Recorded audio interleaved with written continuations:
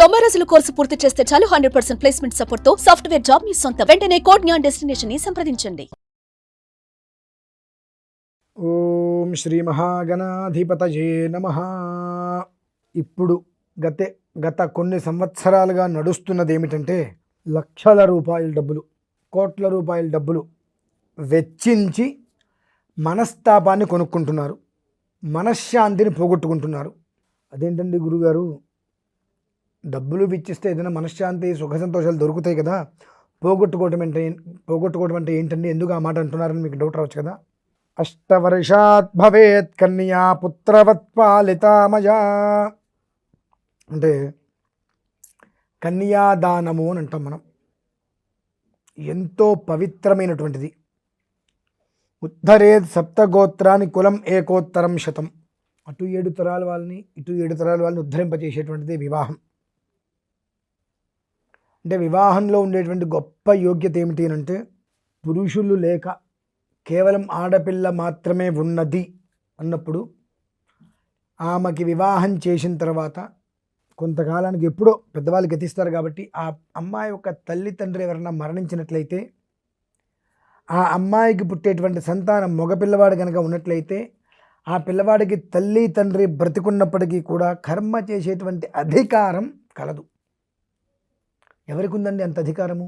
ఎవరికీ లేదు. అంత యోగ్యం. ఆ ఇంటి నుంచి మన ఇంటికి ఒక ఆడపిల్ల వచ్చి మన ఇంటిని ఉద్ధరింపజేస్తుంది, మన వంశాన్ని ఉద్ధరింపజేస్తుంది.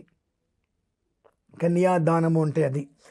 కానీ ఈ మధ్యకాలంలో వేలం వెర్రి అంటారు కదా, పిచ్చి 10 రకాలు అనుకుంటూ పోతే అనేక రకాలు ఉంటూ ఉంటాయి. అవి ఎక్కువయ్యి ఇటువంటి దారుణమైన స్థితికి తీసుకువెళ్తున్నారు. అంటే 2 విషయాలు చెప్తాం మళ్ళీ ఇందులో. పూర్వకాలము అంటే నా చిన్నప్పుడు కూడా అనుకోవచ్చు, నేను పూర్వ మనిషిని, ఇప్పుడు మనిషినేం కాదు. మాది కావచ్చు, మా ఇంట్లో అందరివి కూడా 5 రోజులు వివాహాలైనవి. చక్కగా ముహూర్తాన్ని చూసి ఆ ఇద్దరికీ కూడా జన్మ నక్షత్రాల రీత్యా ఏ ముహూర్తాలు అనుసరిస్తాయి, ఏ ముహూర్తంలో వీరికి వివాహం కనుక నిశ్చయిస్తే జీవితకాలం సుఖంగా ఉంటారని చెప్పి పెట్టుడు ముహూర్తాలు కాకుండా నిర్ణయించటం. ఆ కన్యాదాన సమయం వరకు కన్యాం సాలంకృతాం సాధ్వీం సుశీలాయ సుధీమతే పర్యతోహం పర్యచ్ఛామి ధర్మకామార్థసిద్ధయే కన్యాం కనక సంపన్నాం కనకాభరణైర్యుతాం దాస్యామి విష్ణవే తుభ్యం బ్రహ్మలోకే జిగీషయా కన్యే మమాగ్రతో భూయాః కన్యే మే దేవి పార్శ్వయో అనుకుంటూ చక్కగా శ్లోకాన్ని చెప్పి అమ్మాయి యొక్క చేతిని కొబ్బరి బొండంతో పిల్లవారి చేతిలో పాలతో పెట్టడం జరుగుతుంది. స్వర్గంలో కుదిరించారు, భూమిలో మేము చేస్తున్నాము. ఆ జంట నిండు నూరేళ్ళు కూడా స్వర్గంలో ఉన్నట్టుగా సంతోషంగా ఉండాలి అని ఈ పెళ్లి చూపులప్పుడు కానీ ఎప్పుడూ కూడా ఒకళ్ళొకళ్ళు కనీసం చేతులు సెకండ్ కూడా ఇచ్చుకునే వాళ్ళు కాదు. పెళ్లి చూపులు అయిపోయి ఎవరిదారు వాళ్ళు వెళ్ళిపోయేవారు. అప్పట్లో కనీసం ఫోన్లు కూడా ఉండేవి కాదు మాట్లాడుకోవడానికి. ఇప్పుడు ఫోన్లో వచ్చినాయి అన్నీ ఇక పెళ్ళికి ముందే అన్నీ అయిపోతున్నాయి. ఇది అవ్వలేదని చెప్పడానికి వీల్లేదు. అంతకు మించి ఏమిటంటే రకరకాలుగా ఇందాకన్నా పిచ్చి 10 రకాలు ఉంటుందని అన్నా కదా, అందులో ఏదో ఒక రకం ప్రీ వెడ్డింగ్ అని చెప్పి గాలిలోంచి వెళ్లాడుతున్నట్టుగా, నిప్పుల మీద పోసుకుంటున్నట్టుగా, పూల మీద పోసుకున్నట్టుగా, చాక్లెట్లలో దొర్లినట్టుగా, బురదలో దొర్లినట్టుగా రకరకాలుగా చేసుకుంటూ వస్తున్నారు. ఇద్దరి జాతకాలని పరిశీలించి ఒక ముహూర్తాన్ని నిర్ణయించి ఆ ముహూర్తానికి కన్యాం దృష్ట్వా అన్నప్పుడు అంతకు మునుపే ఇటువంటి పనులన్నీ నువ్వు చేస్తున్నావు అని అంటే గ్రహముల యొక్క అనుగ్రహం నీకు ఎలా లభ్యమవుతుందో ఒకటి ఆలోచించుకోండి. ఇది నేను ఎంత చెప్పినా ఎవరికి ఉపయోగం లేదు. ఎందువల్లనంటే కాకరకాయ చేదుగా ఉంటుంది నా మాటలాగా. వాళ్ళ ప్రతిదీ కూడా మనకు ఫ్యాషన్ అయిపోయింది. ఏది ఫ్యాషను ఏది ఫ్యాషన్ కాదో కూడా మనకు అర్థం కావట్లా.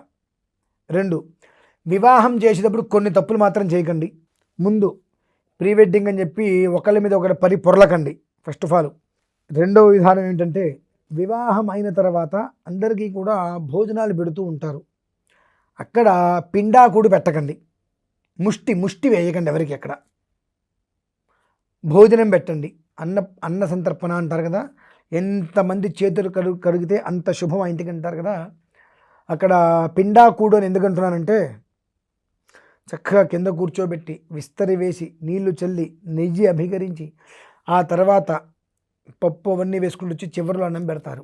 మామూలుగా శుభకార్యాలకి. అశుభం అంటే మనిషి చనిపోయినప్పుడు ఇంట్లో పెద్దలకి కార్యక్రమాలు చేసినప్పుడు అన్నం తినేటప్పుడు దాన్ని పిండాకుడు అంటారు.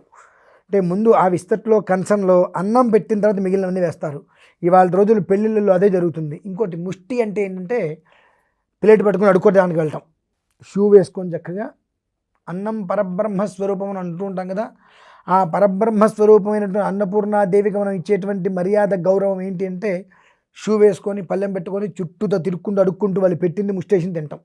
అంతకన్నా వేసేవాడు కూడా పరమ పావనమైనటువంటి చేతులు, అంతకుమించి పవిత్రమైనటువంటి కాళ్ళకి బూట్లు వేసుకొని వడ్డిస్తూ ఉంటాడు.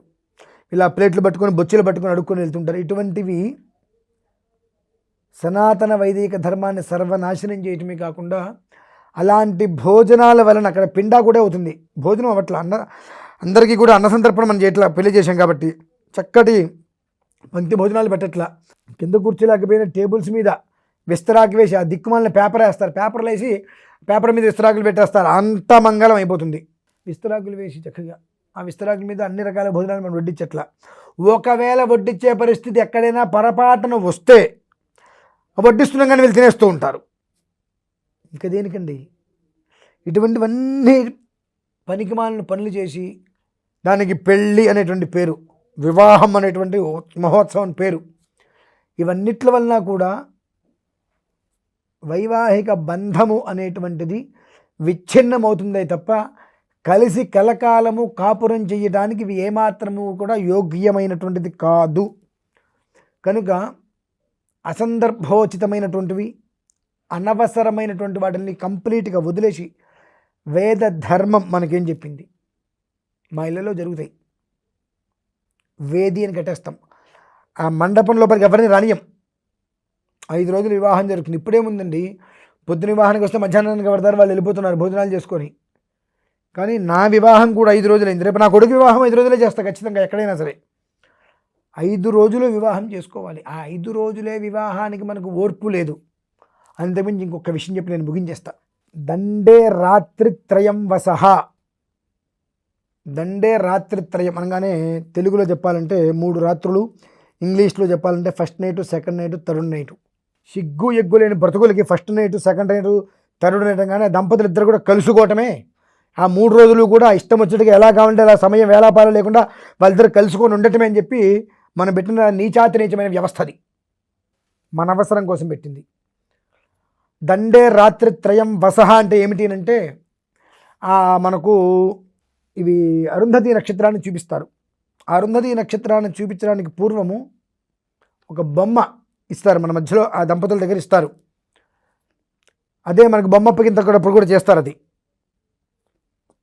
ఆ శేష హోమం, ప్రవేశ హోమాలు జరిగినప్పుడు, ఈ హోమాల గురించి మీకు తెలియదులే కానీ అరుంధతిని చూపించడానికి వెళ్ళినప్పుడు దండే రాత్రిత్రయం వసహ అని చెప్పి ఒక బొమ్మకి ఒక వస్త్రం చుట్టిస్తారు. అదే బొమ్మని అప్పగింతలప్పుడు కూడా ఇస్తూ ఉంటారు. ఏ బొమ్మ అయితే ఇస్తారో ఆ బొమ్మని ఈ 3 రాత్రులు అనంటే ఆ దంపతులు ఇద్దరి మధ్యన ఆ బొమ్మను పెట్టాలి. మనిషికి కావాల్సింది ఆవేశము కాదు, ఒక ఆలోచనతో కూడుకున్నటువంటి ఆశయం, నిగ్రహం అంటారు. మనోనిగ్రహం, ఇంద్రియ నిగ్రహం అని చెప్పి ఆ దంపతులు ఇద్దరిని 3 రాత్రులు గదిలో పడుకోబెడితే ఆ 3 రాత్రులు కూడా ఆ బొమ్మ మధ్యలో పెట్టి వాళ్ళిద్దరు అటు ఇటు పడుకోవాలి. ఒకరినొకరు స్పృశించకుండా. శ్వాస అనేటువంటిది ఎగశ్వాస దిగశ్వాస అనేటువంటిది కొంతమంది పక్కన కూర్చొని బొమ్మ మనం తట్టుకోలేము, ముట్టేసుకోవాలి, ఇంకెట్లా రకరకాలుగా వెళ్ళిపోతూ ఉంటారు. అవి ఏమీ లేకుండా చాలా నార్మల్గా ఒక మనిషి ఎలా అయితే కనుక పడుకుంటారో, ఒక అమ్మ దగ్గర నాన్న దగ్గర పడుకుంటే ఎలా పడుకుంటామో అలానే ఆ 3 రాత్రులు నిద్ర చేయగలగాలి. 3 రాత్రులు అంటే అవి ఒకరి మీద ఒకరి పట్టం కాదు, తెలిస్తావట్లా. ఇద్దరూ ఒకే మంచం మీద పడుకున్నప్పటికీ కూడా ఆవేశం అనేటువంటిది ఎక్కడా లేకుండా శుచిస్మితంగా చక్కటి మనశ్శాంతి, ప్రశాంతమైన నిర్మల వాతావరణంలో ఉండగలిగారా, ఆ జన్మాంతము వాళ్ళ మధ్యలోకి ఇంకెవరు రారు. అది దానికి మూలార్థం. అది తెలుసుకోండి ముందు. వివాహం అంటే ఏంటి? వివాహం అయిపోయింది, ఫస్ట్ నైట్కి పంపించండి అని చెప్పి గుళ్ళో లోపల తీసుకెళ్ళి పాలు పళ్ళు పంచదారలు అన్నీ పెట్టేసేసి ఉండమంటాం కాదు. చాలా తప్పది, గుర్తుపెట్టుకోండి. ఈ విషయం తెలియకుండా వివాహ సాంప్రదాయాన్ని నడిపేస్తున్నారు అందరూ కూడా. ఎందుకు నడుపుతున్నారో అర్థం కావట్లా. సాంప్రదాయాన్ని తెలుసుకోండి, చక్కగా జీవించడానికి ఉండేటువంటి మార్గాన్ని మనం వదిలేసాం. ఆ మార్గాన్ని పట్టుకొని విడిపోవాలి అనేటువంటి కాన్సెప్ట్ లేకుండా, విడిగా ఉండాలి అనే ఆలోచన లేకుండా, ఒకరి మీద ఒకరికి ప్రేమానురాగాలతో ఉండాలంటే చేయాల్సిన ప్రక్రియలు ఏవైతే ఉంటాయో వాటిని అర్థం చేసుకొని, తెలుసుకొని, ఆచరించి జీవితంలో సుఖంగా ఉండాలని కోరుకుంటూ సెలవు తీసుకుంటున్నాను. స్వస్తి.